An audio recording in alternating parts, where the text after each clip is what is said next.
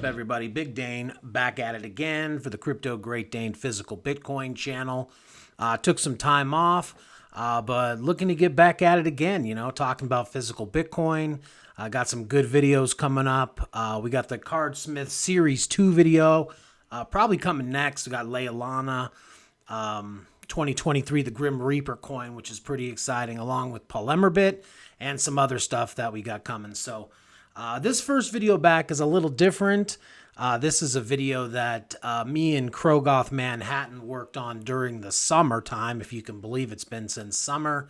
My apologies to him for it taking so long to come out, but it's a little bit different of a video, so I wanted to give you a little prelude to kind of what we're going to be talking about. So this was a video regarding private key generation and how to keep these private keys safe when they transfer from the maker to the owner of the coin or card or whatever it is that's going to be holding Bitcoin or holding that private key. So how do we do that, and why is that important? Well, over the last 10 years, there's been a couple, not many, maybe 2 to 3 incidences where the private key has been compromised. So what does that mean? What is the most famous example of that? Probably the cold key fiasco, where somebody made cold key, which was a physical Bitcoin on a card. It was a card that had a private key and an address and would hold Bitcoin just like any other physical Bitcoin. But in this case, years down the road, 2-3 years down the road, the maker of these cold key cards decided to steal the money off the cards, and it was a crime, basically. Luckily, one of our astute members in the forum noticed the day it happened and was able to inform the forum, and people were able to pull a lot of the money off, preventing the theft, mid-crime. So it's important to know that, when you're talking about physical Bitcoin, that a lot of it relies on trust of that maker. And luckily, we've had a lot of great makers out there, and this is not something that happens too often or really ever. This was the cold key thing was kind of a one-off as far as I'm concerned. So, but that brought on discussion. How does a maker create private keys, but give that confidence to the buyer of the product that his key is now safe? So this is a conversation with Krogoth Manhattan about this topic. Him and some other OGs were discussing it. This is not a perfect solution, but it's a good step in the discussion of how to keep private keys safe and possibly what could be in the future.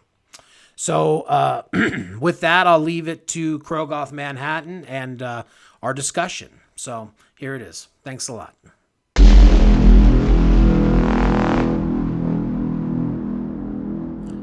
Okay, we are back here in the studios. We got Krogoth Manhattan coming back to the mic. He and I wanted to do a little video here. Now, we're talking about private key generation and how we keep it safe. The question always remains and has been around for probably a decade now.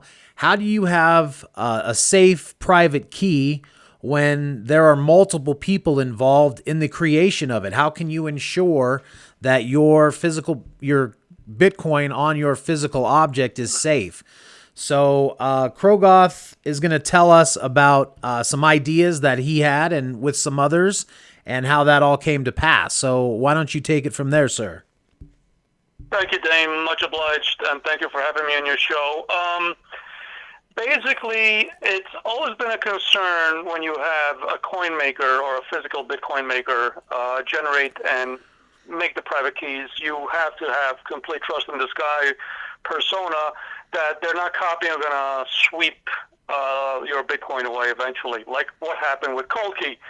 Because of the fallout of Cold Key, Polymerbit and I, Daniel, we discussed through a phone call. He was in Florida, and we were thinking Maybe the person would use a BIP38 program, which was created by Mike Koval, which is basically BIP38, is when you encrypt your private key, and that's basically what that entailed. But to do that, you would need to have an air-gapped computer, you would need to have an air-gapped printer, you would also need to have the BIP38 program to be able to run it, and also make sure that that program is not going to be corroded or have some kind of virus that's going to create keys that's going to send it to somebody else, or keys that have been saved by somebody else that could be swept later on.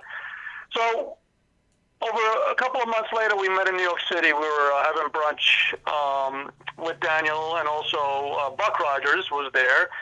And it dawned on me an even better idea. Instead of the BIP38, I said, why can't we use a BIP39 wallet, such as a Trezor? Now, when you use a BIP39 wallet like a Trezor, you do not need an air-gapped computer, you do not need an air-gapped printer, and you do not need code to run inside your air-gapped computer. Everything is self-contained in the Trezor. And basically what I was saying is, you would reset the Trezor, you'll get the 12-word seed or 24-word seed, okay?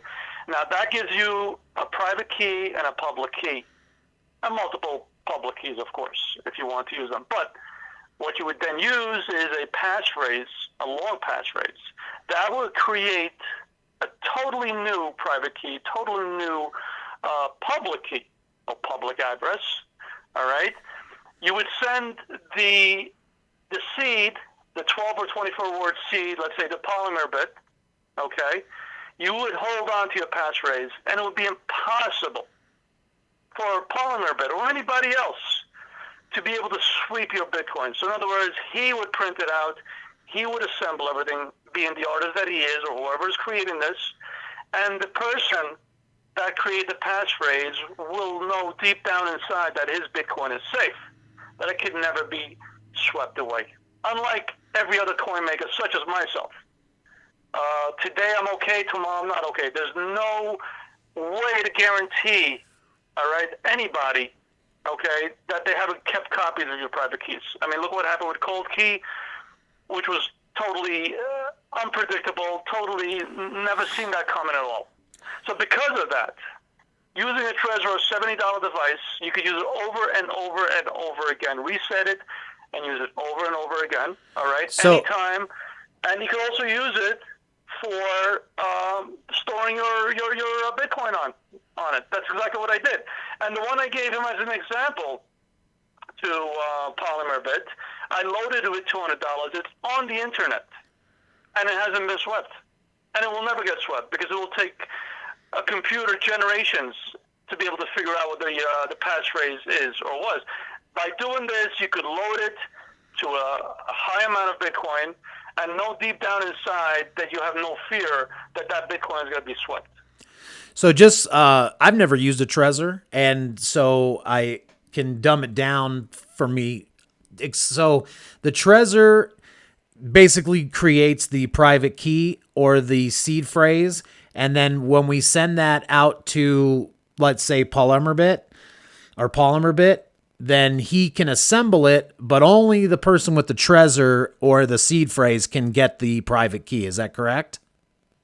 Okay, so basically, when you use a BIP39 wallet, it could be a Trezor or Ledger. I don't recommend Ledger, but there are other BIP39 wallets. I like Trezor. I've been using it for years. They're open source. I think they're very honest. When you reset it, it's going to give you a new passphrase. It's going to give you a new mnemonic seed, 12 or 24 word seed. Okay, that is what you would give Polymerbit. Okay. Okay, so with that with that seed, you would then add what they call a passphrase on it. Okay, and that generates a new public key and a new private key that only you can access with your passphrase. So even though Polymerbit has the mnemonic seed, okay, he doesn't know what your passphrase is. Gotcha. So for you, let's say eventually down the line, you want to redeem this, you want to sweep this, okay, or anybody who gets their hands on it, let's say your kids, they would put in the mnemonic seed phrase N in the new Trezor, any BIP 39, because they're all the same. They all use the same list of words. There's 2,048 of them. Okay. Once they put that in, the balance will be 0. But they'll ask you, do you have a passphrase? And then that's where you would put in your passphrase. That will open up hidden wallets. It doesn't exist without the passphrase. Do you get it? That's Right. the beauty behind it. So this is a way for us to generate basically your own private key and give it to the coin maker, and he can still make the artwork and attach your Bitcoin to it, but you are completely safe from the coin maker themselves being able to swipe your Bitcoin down the road. That is correct. And you do not need an air-gapped computer. You do not need an air-gapped printer. And you don't need a special program because everything is self-contained in the hardware BIP 39 wallet. That's the beauty behind it. Right. Because how many people are going to go buy a laptop or a computer and literally take away the Wi-Fi card, disconnect it from the internet forever? And the same with a printer. And a lot of people don't have that expertise. Probably they don't want to spend that kind of money. And also they do not have the money to, or the source to download the right programs to run it in their computers. How many people are computer programmers? Not that many. Okay? Well, and even if you... doing it this way, you buy a $70 Trezor that you could use as many times as you want for different applications. So if I buy a Polymerbit today, I reset it, I give them the 1224 seed. If tomorrow I buy, let's say, a Cypher Hodl coin, I can reset it and get a new mnemonic seed, and then I create a new passphrase. I could be use it indefinitely. There's no limit on the amount of times that I could use it over and over again. Right. Yeah, and even if you did buy an air-gapped computer and printed out your own private keys, you still have the same problem if you're sending them to the coin maker to use. You know, that coin maker would then have your private keys. So, I mean, it's... That is correct. Yeah. That is correct. But if, let's say, you used, we were talking about, let's say, using a BIP 38. The one, if you use a regular program to create just normal public and private keys, okay, you would need an air-gapped computer, you would need an air-gapped printer, and yes, you would not be able to trust the coin maker from not taking it away. The whole idea behind that is to basically do-it-yourself coins. That's Right. what people would do with that scenario. Gotcha. But let's say you had a BIP 38 program, which is doable, but you need an air-gapped computer, you need an air-gapped printer, and you need the BIP 38 program to be able to download on your computer and be able to run it. You have to make sure that it's not corrupt. You see what I'm talking about? Absolutely. Whereas with a Trezor, you don't need any of those. Everything is self-contained in the Trezor. You don't need the air-gapped computer, printer, or the special program. It's all there. It's very easy to do. Anybody could do it. Well, it sounds great. Are there any downfalls with this plan? I don't see any downfall. The only downfall behind this for a lot of people is the secondary market, that you cannot sell it now to somebody else loaded because you are the creator of the passphrase. So this is something that's strictly for you to mount on your wall, to put in your drawer or on your mantelpiece, knowing that it's loaded and knowing that it will never be swept away because you're the creator, the generator of the passphrase. Well, you can still sell it. It just means that the new buyer has to trust you now, right? That's the whole thing now. Well, exactly. As long as they're aware of that, then yes. Or you could sweep it and sell it unloaded, like a lot of our collectibles out there. I can tell you one thing. When Bitcoin Moon a year or two ago at $69,000, I know a lot of people that swept a lot of coins, cassachas, and everything. Because of their fear that somehow deep down inside there's too much money on that coin or too much money on this, on that, and that. And not just cassachas, a lot of different makers. Right. Deep down inside, you're always questioning yourself, saying, you know what? What if? What if? Right. And nobody ever saw Yog Cold Key doing what he did, but he did. All right? This is real life. Things happen. People are good today. They're bad tomorrow. In our case over here, if Polymer turns bad tomorrow, which I don't see happening, it doesn't matter because he doesn't have the passphrase, so he cannot take your Bitcoin. You see what I'm talking about? Yeah. Yeah, no, it's... So he, like I said, I expose is the passphrase that's loaded on that thread that he made. There's $200 worth of Bitcoin on there. All the seed, what do you call it? The seed is displayed. Anybody could load it on a BIP39 wallet. It will create and generate the private key and the public keys. But the hidden wallet, which is the passphrase where I loaded, where it created a new public key and private key, I'm the only one that has it. Nobody will ever take it, and it's still there till this day. Yeah, I like the idea. I mean, the secondary market issue is an issue. I'd almost like to see new Trezors be passing down the line for the secondary market almost. Maybe the Bitcoin is swiped and the new buyer seeds his own new phrase and gets his own, and it's re-hologrammed or something, you know? It's almost... That could be done. That could be done because I could take that note or that seed, that 12 to 24 seed, and create an infinite amount of hidden wallets. So the first one I could say my passphrase is Krogoth Dane. The second one would be Krogoth Dane 1, Krogoth Dane 50, 60, and on and on and on. And that will create new public and private hidden keys that nobody knows that they exist. That's the beauty behind it. Yeah. It's not a one-time use. You could actually take that note that he printed out for me and sent to me, and that's on the internet right now. You could use those mnemonic words, use that wallet, and create a new passphrase, right? Create a new passphrase, and you will create a new wallet. You just don't know the wallet that I created with my passphrase. You get it? Right. That's the beauty behind it. It's not a one-time deal. Somebody posted on the internet, oh, they're going to spend $70 just to do one. No, you're not just doing it one time. You could use it an infinite amount of times.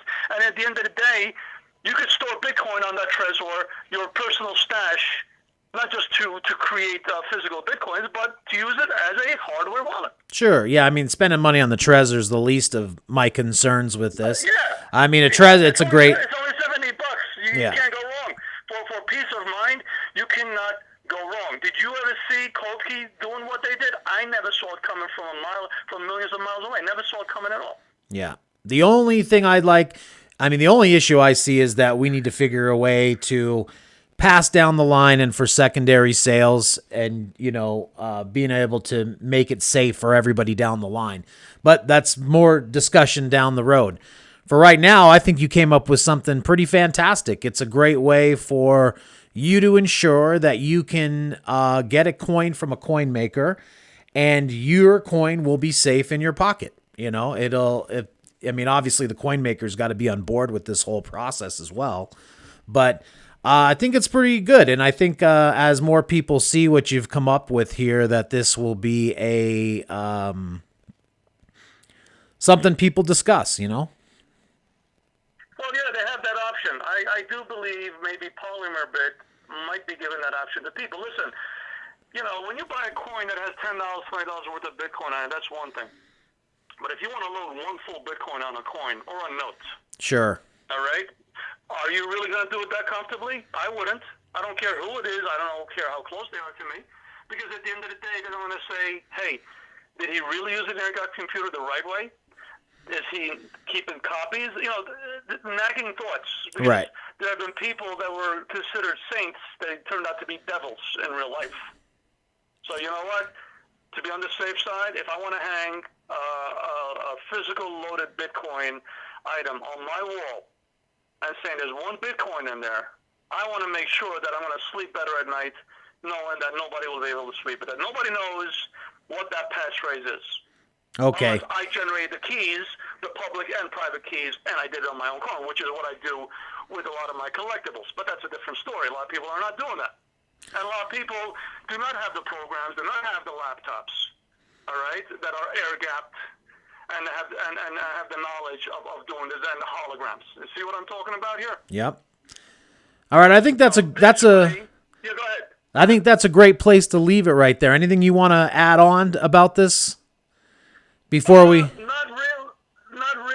Like I said, we start with the BIP 38 idea, and it led to this.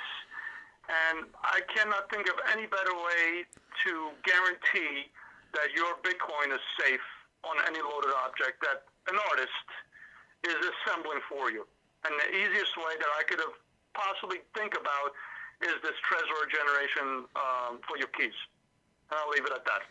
Well, I appreciate you coming up with this idea. But before you go, I know we did our video earlier, which everybody got to see all your stuff. But since we did that video, I am now looking at the Krogoth Manhattan Ballet Wallet. I got it pulled up now. It looks pretty sharp, man. It's got your custom logo on the front, and this is something new you came up with just in the last month or so? Oh, you mean the one that I'm giving out for free right now? Yeah. It's the one with the laser eyes? Yeah, looks great. I like it. Yeah, thank you. I created that image a year or two ago. I also made an NFT out of it. And like I said, the raffle's been going on for so long, and I was just getting sick and tired of giving away my 3D plastic coins. So I said, let me create this ballet, load them up, and give it away to the people. Whoever wins. But thank you very much. And I added the laser eyes.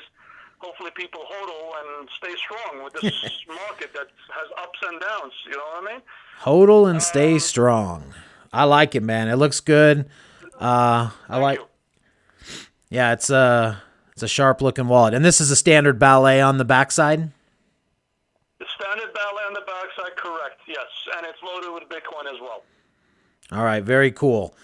Let me, well, I appreciate you coming out again to talk about everything. And I think this is a lot of good information for people to, if they've never even thought about it before, start thinking about where your private keys came from, how to keep them safe, and ideas for, coin makers in the future, how they can be making them in a safe way to ensure that things like the cold key scam won't happen again. So I appreciate you coming out today. Thank you, Dane. Thank you so very, very much. I really appreciate it. All right, sir. Thank you.